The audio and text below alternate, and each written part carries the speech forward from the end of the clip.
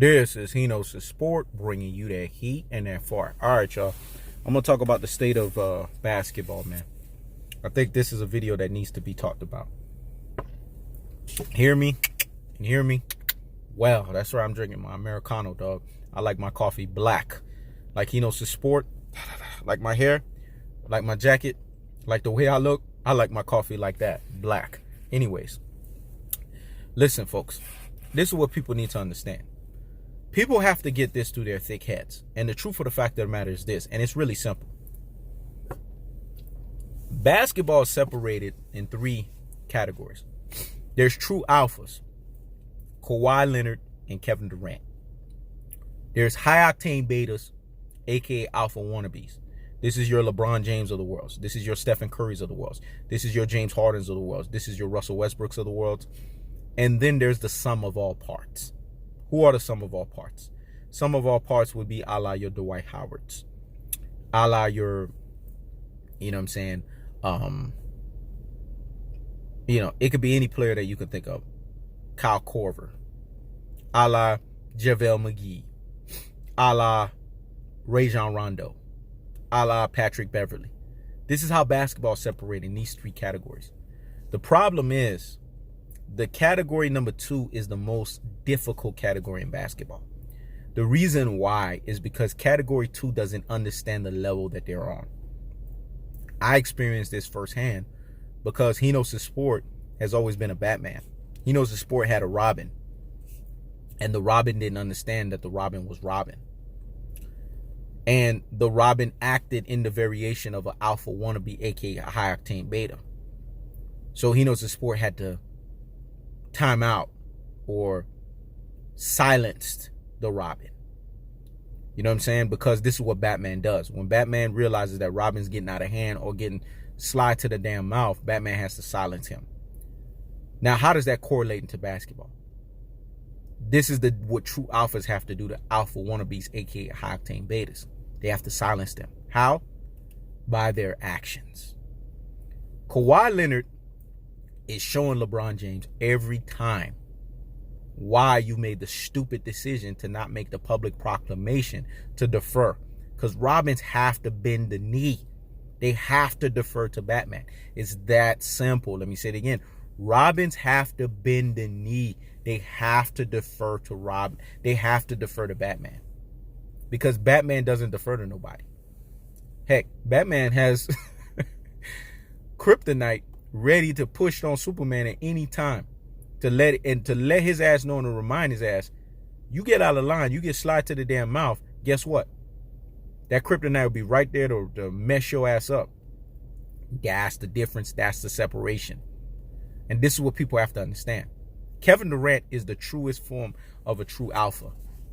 How do you know this? And how do you know he's the only one that can lash up a Kawhi Leonard? Because look at the 11 minutes that he played last year in the NBA Finals.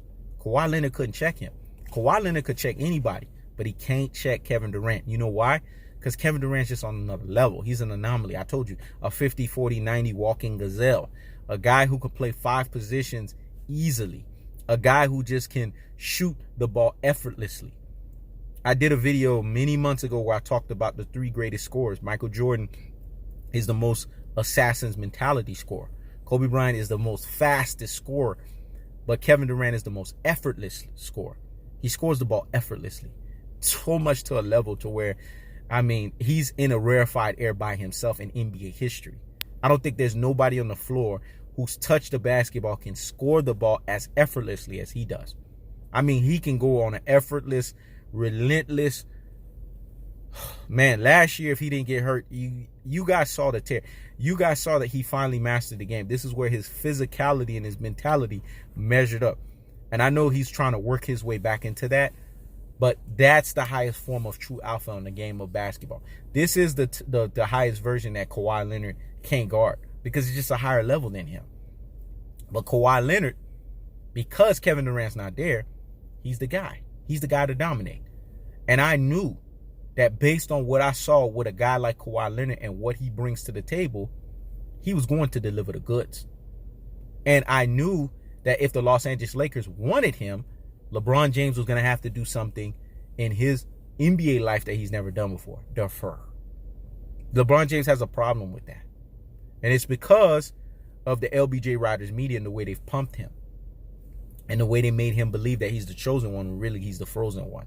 Because when you go to the NBA Finals 9 times and you have what's called 3 wins, that's an abysmal 33% NBA Finals average. That's abysmal. It's atrocious. How can you call that greatest of all time? That's greatest of all trolls. Let me say it again. How can you call that greatest of all time when it's greatest of all trolls? And then you have the lower levels of alpha wannabes, aka Octane betas. Stephen Curry never won an NBA Finals. So how can he be a true alpha? James Harden and Russell Westbrook just don't know their place. They just think they're the best player on whatever team they're playing on. And what does it cost them? No NBA championships. This is the problem with the number 2 out of these 3 categories. They don't know their place and they don't know their lane and they don't know how to operate and stay in it. Let me say it again. They don't know their place. They don't know their lane. They don't know how to operate and stay in it. Category 1 and Category 3 are very comfortable and very understanding of their roles. Category 1 knows they're a true alpha. You know how? It's like Neo from the Matrix. You know instinctively and innately it's in you. So you're going to do it naturally. Let me say it again. You know instinctively and you know innately it's in you. So you're going to do it naturally. That's how it rolls. And people need to understand that. True alphas don't need to tell you they're a true alpha. True alphas, their actions correspond with them being a true alpha. But hence you're going to admit that they're a true alpha because you see the way that they move. They move like true alphas. See what I'm saying?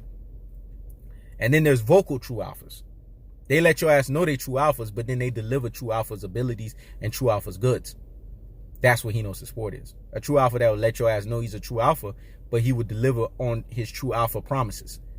That's Kevin Durant. That's Kawhi Leonard. That's what Michael Jordan was. That's what Kobe Bryant was. True alphas. Because they deliver the goods, which is what? NBA Finals and NBA Finals championships. Remember, true alphas have a 50% or higher upper echelon average in NBA Finals. It's high octane betas, aka alpha wannabes, that are on either the lower level echelon of NBA Finals or they're not there. They can't make it. And the third category, I love them, the sum of all parts. Because they ain't trying to be no damn true alpha. They ain't trying to be no alpha wannabe. They're not trying to be high octane betas. They know they're role players. They just live in their operation of their role and they stick in it. So you got to give credit where credit is due with that. They understood that they're not a star. They're not the number 2 and they're not looking to be that. They're just looking to contribute. That's why I like Category 1 and Category 3, because they know their role and they stay in it and they live in it. Basketball's a hierarchy, man. All sports have a hierarchy. You're always going to have the undefined, unquestioned leader, and then you're going to have the guy who is his Robin or is his number 2, and then you're going to have the sum of all parts. That's how sports works. And until that hierarchy is established, a team can't be successful. The problem is, nowadays, number 2s are trying to act like they're number 1s. And that messes up the whole dynamic of everything. Because if they would have just stayed in their number 2 lanes, we're talking about winning continuously. Because the team would have its true identity. Remember, the Bushmaster term to Luke Cage. 2 bulls can't reign in 1 yard. Dandada's not plural, you know. Let me say it again. 2 bulls can't reign in 1 yard. Dandada's not plural. You can't have 2 dandadas. You can't have 2 bulls. You only can have 1. And let me tell you something about a true alpha. True alphas are always going to be what they're going to be, regardless if they get resistance or not. And you know how their effect is going to be felt? It's like to the Kevin Durant situation. When they leave a team, look what happens to the team. It's the same thing with Kawhi Leonard. Look when he left San Antonio. Where are they at now? Look when he left Toronto Raptors. Where are they at now? Look at Kevin Durant. Look when he left Oklahoma City Thunder. Where they at now? Look at Golden State Warriors. Where they at now? They don't let team obliterate a team because they just want to cripple the team because they're not a true alpha. And they just want to do this prancing. It's because of their play, their style, and their abilities that the team has lost luster. Because they've lost greatness that has been personified. They didn't appreciate what they had. That's why I like true alphas. This is why I appreciate them. Because I understand basketball at its highest levels is defined by true alphas. If there's no true alpha, there's a complete breakdown and a lack of success. That's basketball. But I also love the sum of all parts. Because they understand that they need to line themselves up like the sheep that they are. and be led by the shepherd of the true alpha so that they can deliver the goods. The true alpha only has one person to worry about, and that's the alpha wannabe, aka high octane beta. Because they have to worry about them because they don't know if they're going to fall in line and be a Scottie Pippen. I done told people, Scottie Pippen gave the schoolmaster and the tutorship of what a beta looks like, what a number 2 should be, and how to fall in line. He has a school book on it because he did it for Michael Jordan.